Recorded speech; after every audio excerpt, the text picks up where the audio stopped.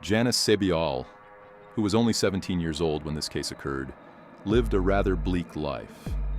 She was born in 2005 and grew up in Kidapawan City, Cotabato Province, Philippines.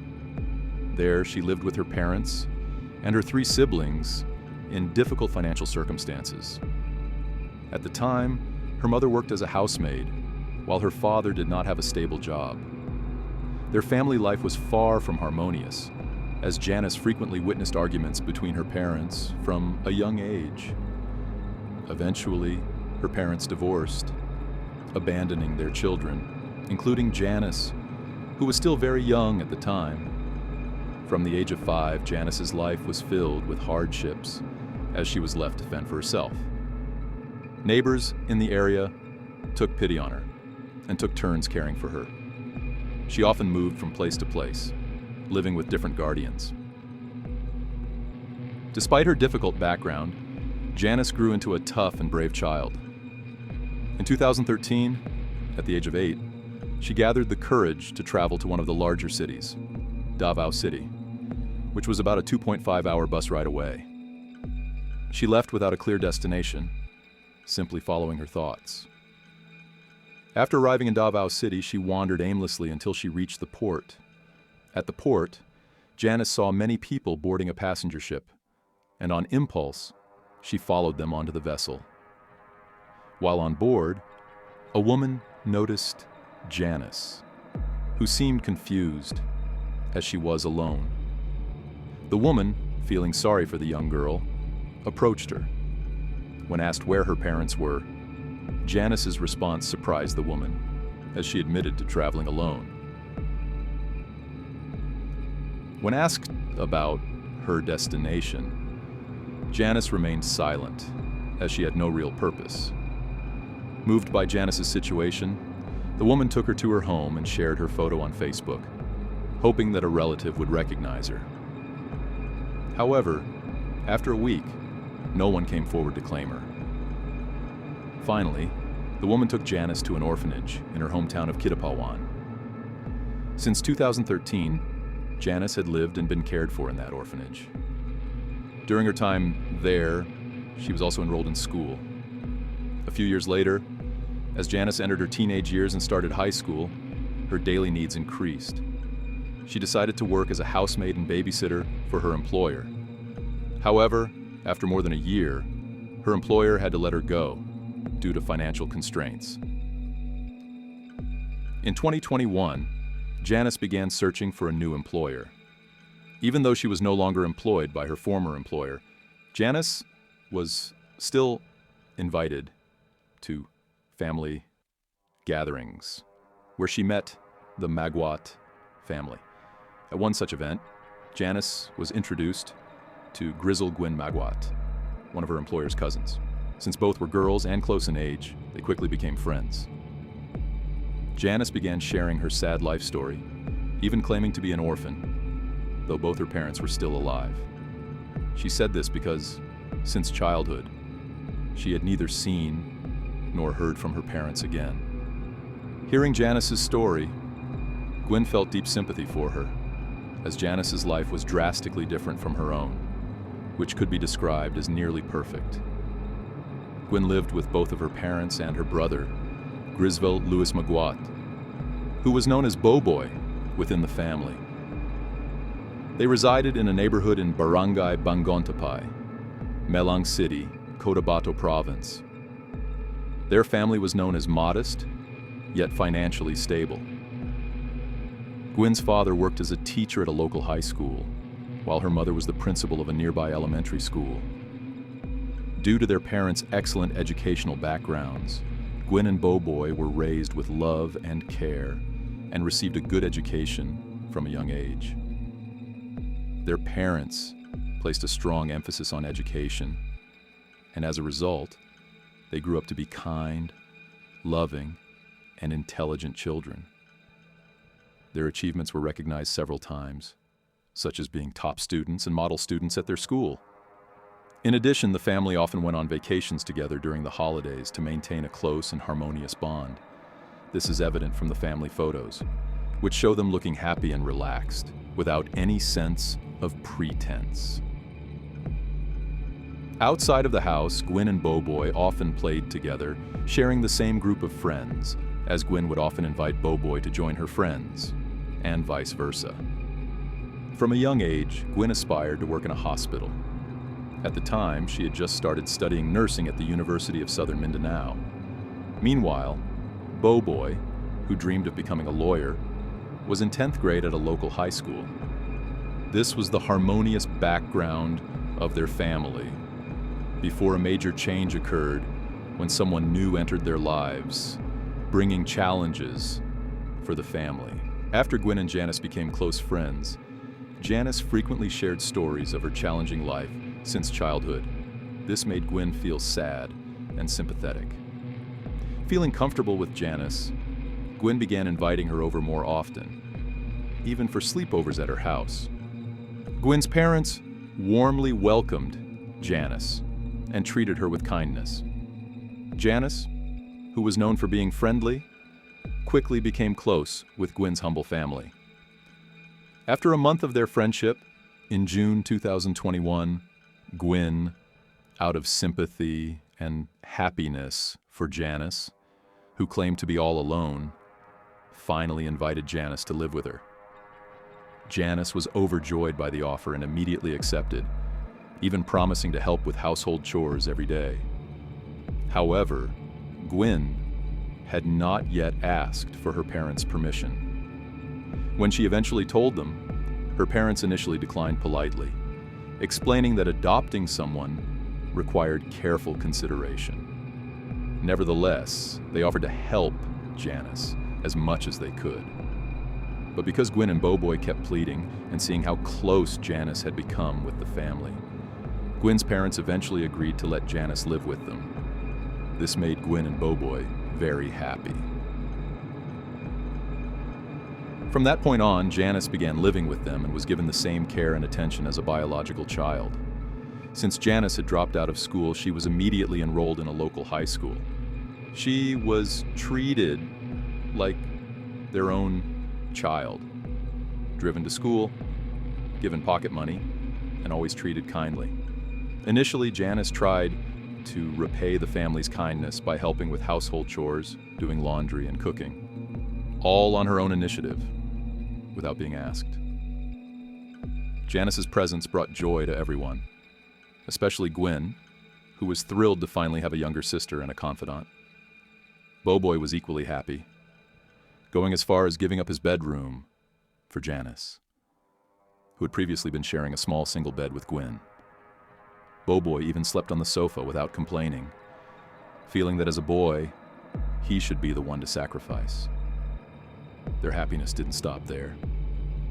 Janice was often invited on family vacations so she could experience the warmth of family that she had never felt before. This already harmonious family became even closer with Janice's arrival. However, that happiness began to fade as Janice's true nature slowly surfaced, eventually leading to undesirable consequences. Janice always addressed her adoptive parents as uncle and aunt. While this seemed trivial, it later became a point of oddity. After living with them for 2 months, Janice secretly searched for her biological mother's account on Facebook. Once she found it, she contacted her with the intention of showing off that she had been adopted by the Magat family, her new, well-off family. She kept this hidden from her adoptive family because she had initially claimed to be an orphan to evoke their sympathy. On the other hand, a concerning fact was that Janice deeply admired the movie Orphan, especially the character Esther. She even tried to get Gwyn, Beauboy, and their father to watch the movie, insisting it was good. However, since the family was not interested in horror films and had no knowledge of Orphan, they declined. As time passed, Janice's selfish behavior began to surface. She started feeling uncomfortable every time she saw Gwyn and Beauboy being affectionate with their parents, even though their parents never treated Janice any differently than their own children. However, Janice secretly harbored resentment.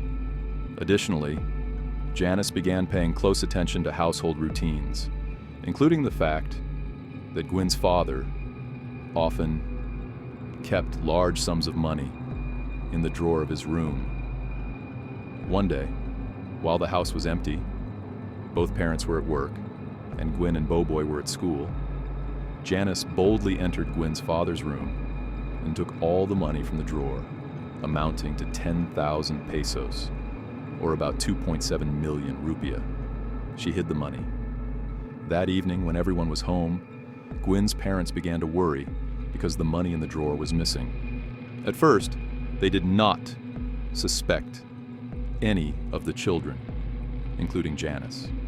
In fact, Gwen and Boboy helped search for the missing money, while Janice stayed in her room.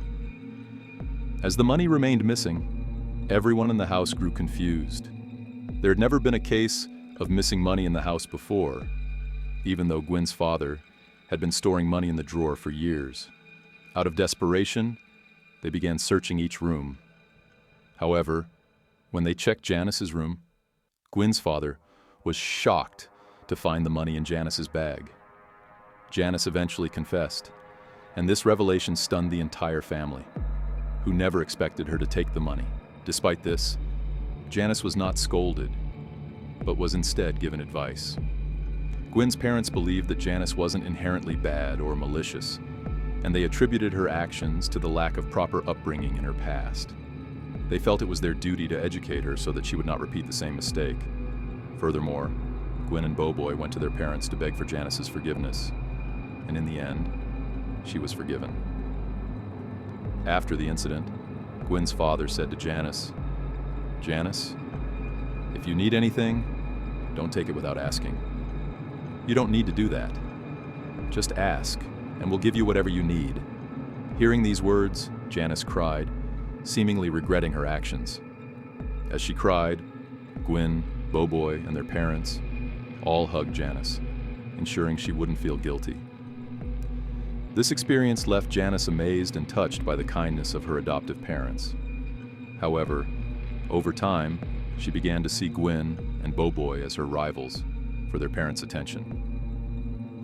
Secretly, Janice started feeling uncomfortable whenever she saw Gwen and Boboy being affectionate with their parents.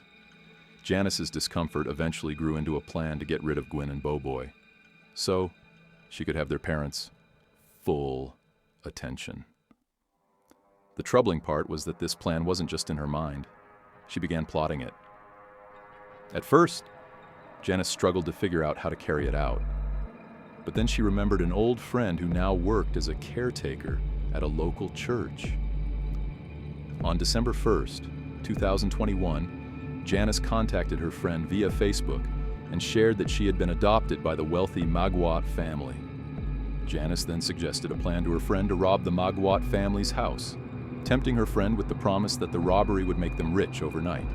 Since her friend was in a difficult financial situation, she reluctantly agreed, despite some initial hesitation. However, Janice added another condition. During the robbery, she asked her friend to get rid of Gwen and Boboy so that she could become the only child in the Magat family.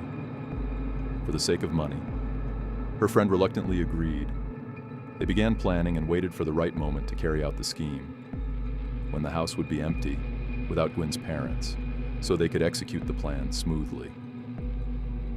9 days later, on December 10th, the moment arrived. Gwen's mother, the school principal, took her husband to inspect the ongoing school renovation. That afternoon, they both left the house. Meanwhile, only Gwen, Boboy, and Janice remained at home. At that point, Janice immediately contacted her friend and sent the location of the house. Then, Janice prepared several tools like a hammer, a kitchen knife, and a baseball bat. Not long after her friend arrived at the house, Janice, who had been waiting, handed the hammer to her friend and directed him to Boboy's room. There, they committed a heartbreaking act that ultimately led to Boboy losing his life. Meanwhile, Gwen, who was in another room, heard the commotion. Realizing that the house had been entered by intruders, Gwen tried to escape. Before leaving, Gwen attempted to return, intending to save Boboy and Janice, as she still didn't know what was actually happening. However, Janice and her friend, who heard Gwen, immediately chased after her. They stopped Gwen using the baseball bat. In her confusion over the situation, especially after realizing that Janice was involved, Gwen cried out, saying, "This is just a dream. This is just a dream. I want to live. What did I do wrong, Janice? Please, I love you." Those were her last words before Janice took the tragic final action. After the incident, Janice's friend cleaned himself in the bathroom, while Janice handed over Gwen and Boboy's 2 cell phones to her friend as a means to escape. Janice then told her friend to leave immediately.